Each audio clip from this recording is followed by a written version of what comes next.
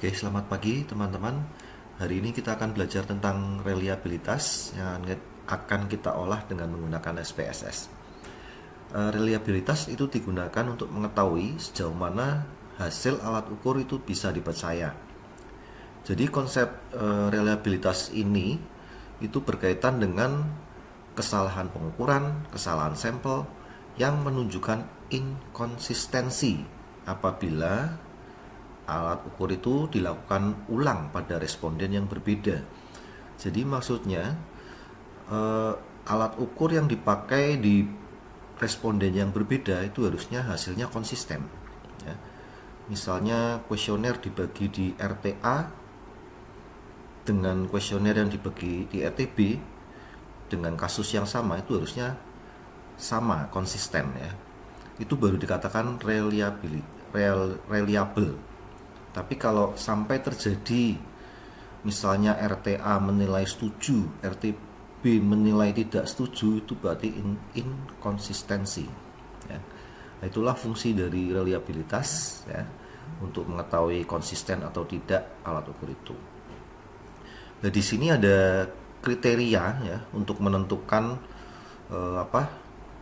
dari hasil SPSS itu reliable atau tidak.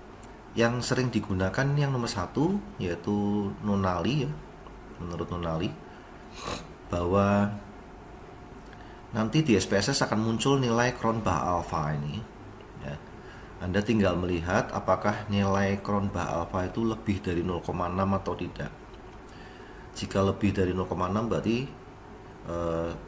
variabel itu reliable. Atau bisa juga yang nomor 2, Anda bisa menggunakan tabel ya. Atau bisa juga menggunakan yang ketiga, ini dengan melihat indeks koefisien reliabilitas. Jadi semua variabel itu dinyatakan reliable, cuman di sini ada levelnya ya. Dari sangat rendah sampai ke sangat tinggi. Ya, ini jika dianggap semuanya reliable, cuman dilihat ke kekuatannya, kriterianya. Oke, Anda bisa menggunakan satu saja, ya.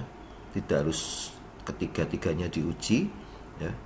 Umumnya di dalam penelitian menggunakan Nunali ini. Ya. Oke, sekarang kita coba ke SPSS. Ya, ini misalnya data ini data motivasi ya. Motivasi, jadi satu variabel motivasi itu terdiri dari 6 pertanyaan.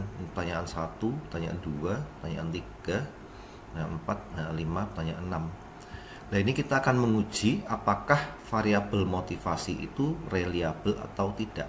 Ya. Caranya kita klik analyze, lalu Anda pilih scale. Ya.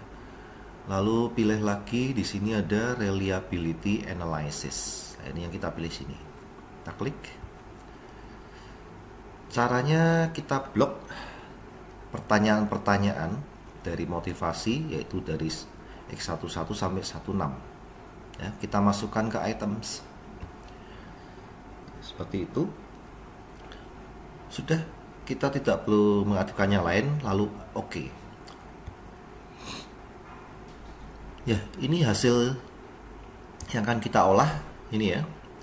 Di sini ada nilai Cronbach alpha 0,866 ya. Oke, kita copy dulu.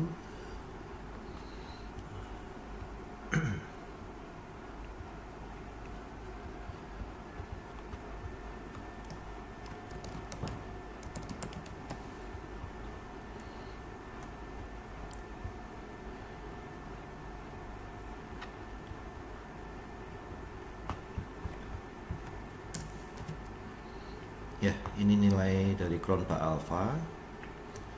Ya. Apakah variabel motivasi itu reliable atau tidak? Masih ingat tadi kriteria reliabilitas menurut Nunali bahwa data reliable jika nilai Cronbach alpha lebih dari 0,6. Ya. Oke, kita analisa dari pengolahan data.